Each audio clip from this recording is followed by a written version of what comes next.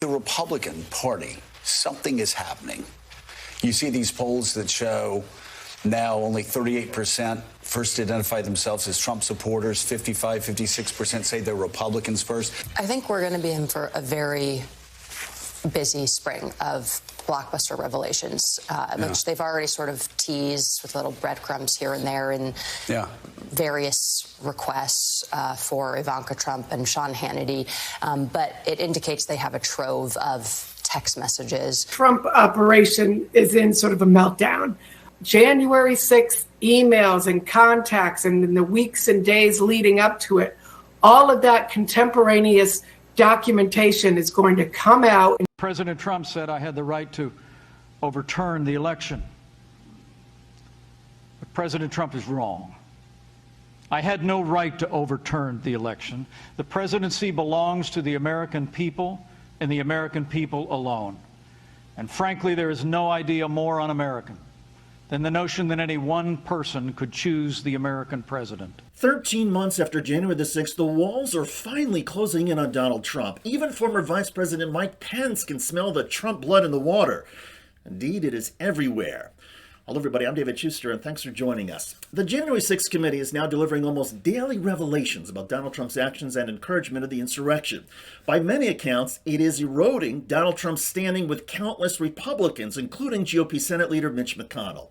One day after Donald Trump floated a pardon for the January 6 rioters if Trump wins re-election in 2024, McConnell said he would not favor pardons for the January 6 rioters.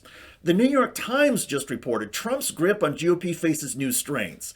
The article cited an Associated Press poll that found 44% of Republicans do not want Trump to run for president again.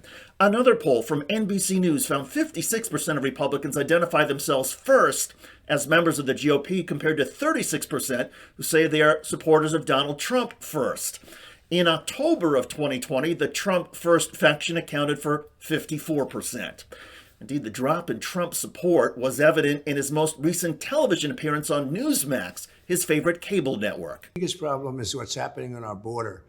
Millions and millions of people are coming into our country. We have no idea who they are. Trump repeated some of his greatest hits, but as the Daily Beast headline noted, Trump's Newsmax interview flops. Can't even beat the network midday ratings. Quote, despite the network relentlessly hyping Trump's Tuesday night chat with anchor Rob Schmitt, the 10 p.m. Eastern Time airing only placed 5th on the little watched cable channel in total viewers and 8th in the key advertising demographic. Not only did Rob Schmitt tonight's 220,000 viewers place behind other evening shows on Newsmax, such as Stinchfeld and Greg Kelly Reports, and finished 4th for its time slot in all of cable news, but it also trailed behind the network's mid-afternoon fare, such as the 4 p.m. show.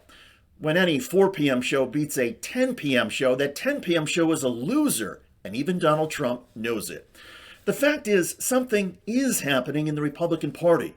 Donald Trump is losing ground, and even Mike Pence, one of the most cautious Republicans anywhere, feels liberated to hammer Trump as wrong and un-American. And as the January 6th committee quickens its pace, the headlines for Trump will only get worse.